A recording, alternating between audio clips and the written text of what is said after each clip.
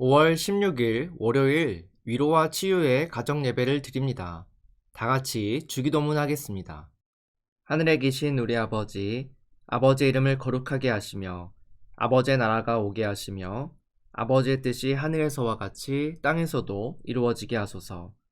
오늘 우리에게 일용할 양식을 주시고 우리가 우리에게 잘못한 사람을 용서하여 준 것 같이 우리 죄를 용서하여 주시고 우리를 시험에 빠지지 않게 하시고 악에서 구하소서.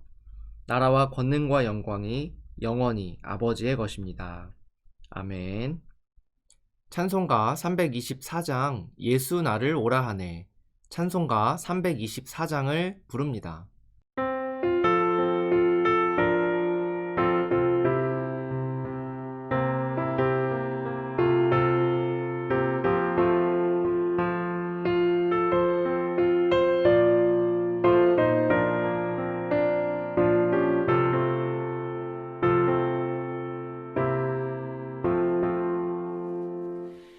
예수 나를 오라 하네 예수 나를 오라 하네 어디든지 주를 따라 주와 같이 가려네 주의 인도하심 따라 주의 인도하심 따라 어디든지 주를 따라 주와 같이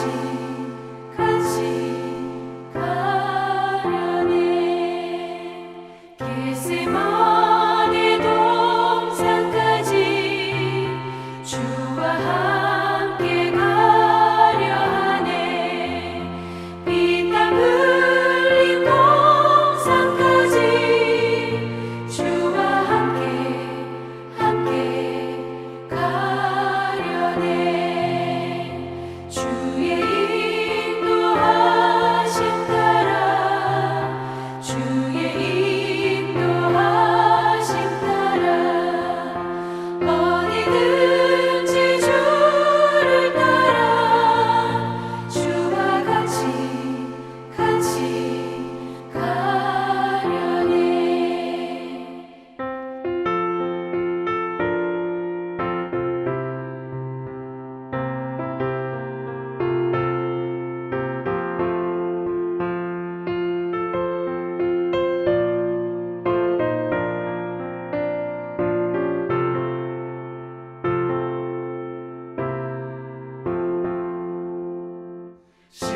심판하실 자리까지 주와 함께 가려 하네 심판하실 자리까지 주와 함께 가려네 주의 인도하심 따라 주의 인도하심 따라 어디든지 주를 따라 주와 같이 가려네 주가 크신 은혜 내려 나를 항상 돌보시고 크신 영광 보여주며 나와 함께 가시네 주의 인도하심 따라 주의 인도하심 따라 어디든지 주를 따라 주와 같이 가려네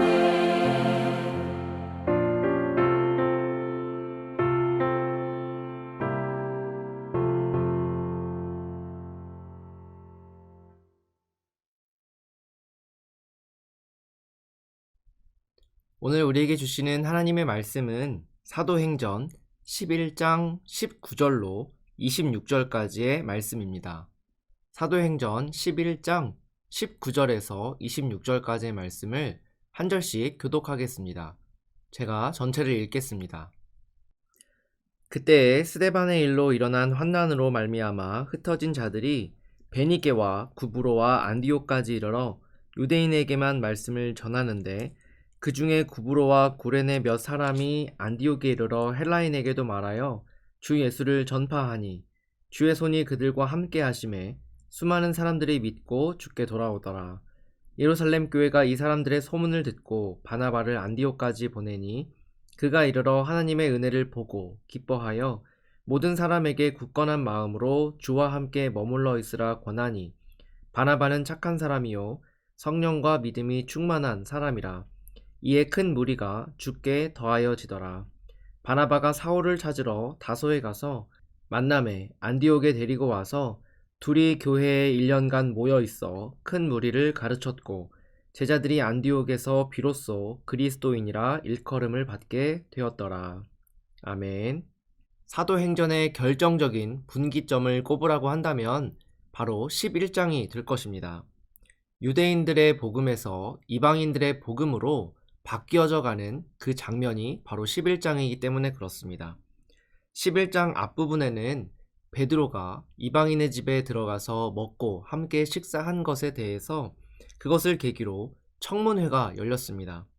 그러나 부인할 수 없는 증거, 성령의 임재가 이방인에게도 나타났음을 듣고는 그들이 지금의 총회인 예루살렘 공의회에서 이방인에게도 복음을 전하자라고 결의하게 됩니다.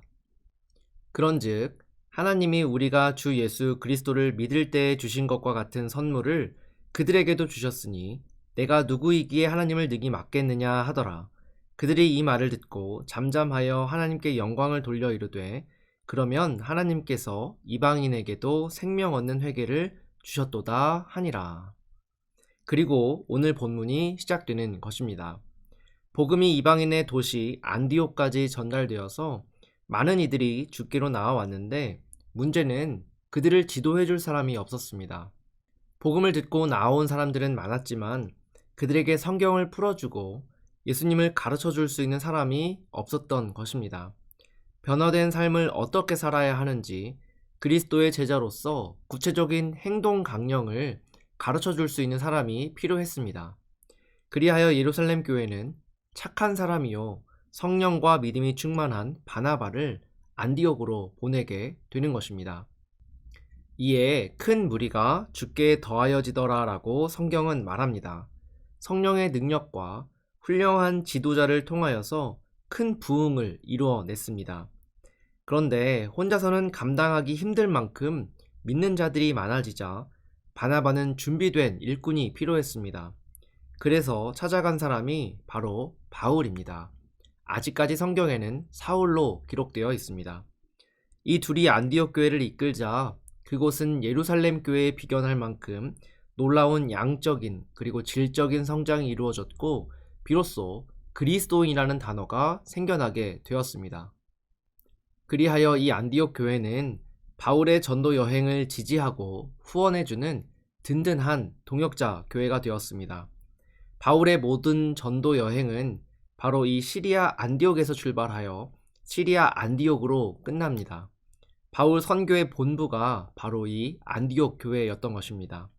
온 유럽이 복음화되는 놀라운 사역의 시작이 바로 이 안디옥 교회였습니다. 안디옥 교회가 성장할 수 있었던 것은 물론 성령의 도우심이었습니다. 성령이 없었으면 이러한 결과는 결코 이룰 수 없었습니다. 그러나 그 가운데에는 분명히 핵심 역할을 한 두 인물이 있습니다. 바로 바울과 바나바입니다. 바나바는 모두가 외면하고 저주하는 바울을 안아주었던 사람입니다. 25절에서 바나바가 바울을 찾으러 찾아간 곳이 다소라고 명시하고 있는데, 이 다소는 바울이 회심한 이후에 숨어 지내던 곳입니다.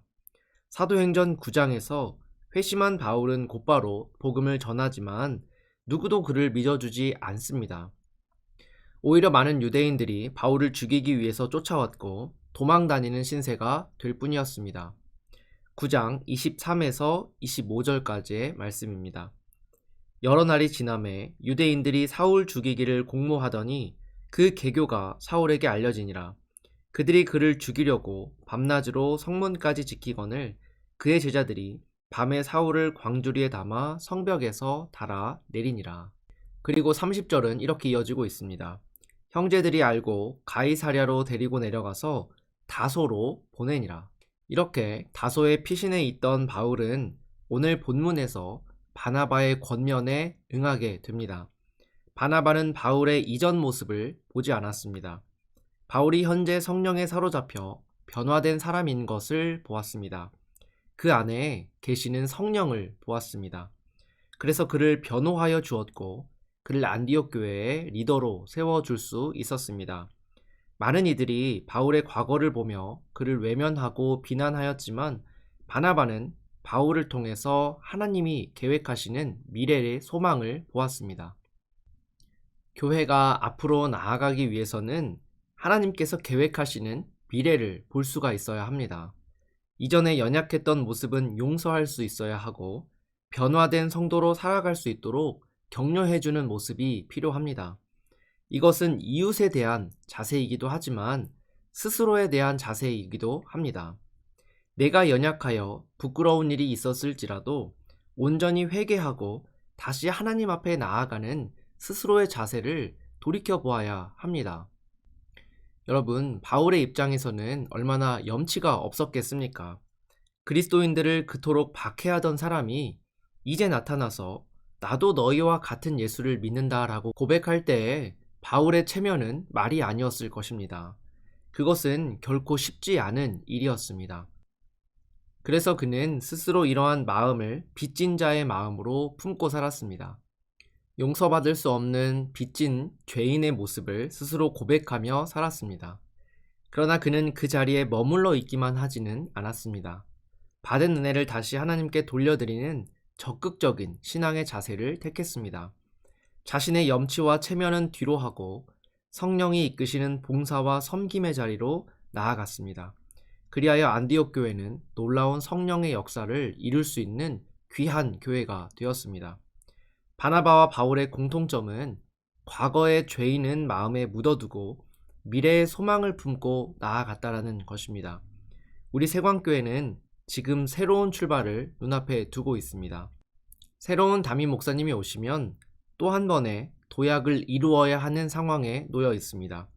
이러한 도약을 위해서는 함께 미래의 소망을 품고 한마음이 되는 것이 중요합니다. 모두가 부족함도 있고 모두가 연약함도 있겠지만 바울의 과거와 비교하면 사실 아무것도 아닙니다. 주님의 부르심에 응답하여 나아가는 것, 그것이 중요합니다. 바나바의 부름을 듣고 한 걸음에 달려오는 바울의 모습을 우리가 배웠으면 좋겠습니다. 바울에게는 충분한 핑곗거리가 있었습니다. 사람들이 나를 외면한다, 사람들이 나를 죽이려 한다 라는 핑곗거리가 있었습니다. 그러나 바울은 바나바가 함께 주의 일을 하자고 권면했을 때 그것을 외면하지 않았습니다. 미래의 소망을 품고 바나바와 함께 나아가는 길을 택했습니다. 그리하여 우리의 역사 속에 안디옥 교회가 탄생할 수 있었습니다. 다시 한번 도약하고자 하는 세광교회에 많은 일꾼들이 필요합니다. 교회가 요청하는 도움의 손길을 외면하지 않는 성도들 되기를 바랍니다.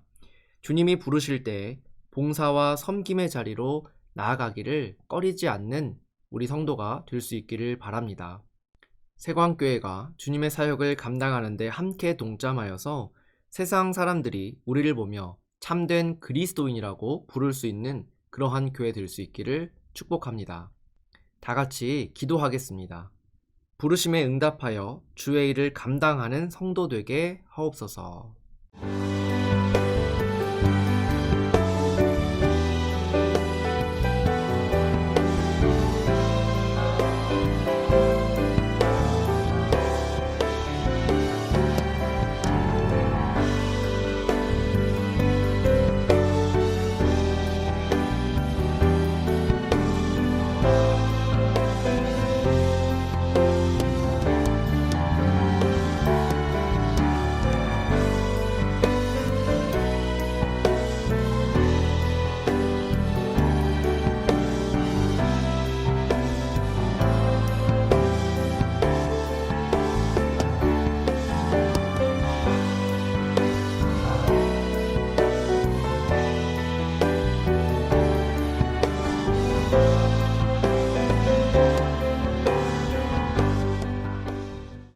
우리를 부르시는 하나님, 놀라운 주님의 사역에 동참할 수 있게 하시니 감사합니다. 주님의 부르심에 주저하지 않고 한 걸음에 달려가는 우리가 되게 하여 주옵소서. 세광교회가 더욱 주님의 마음에 합한 교회로 성장해 가기를 기도합니다. 교회 안에 성도들이 하나 되게 하시고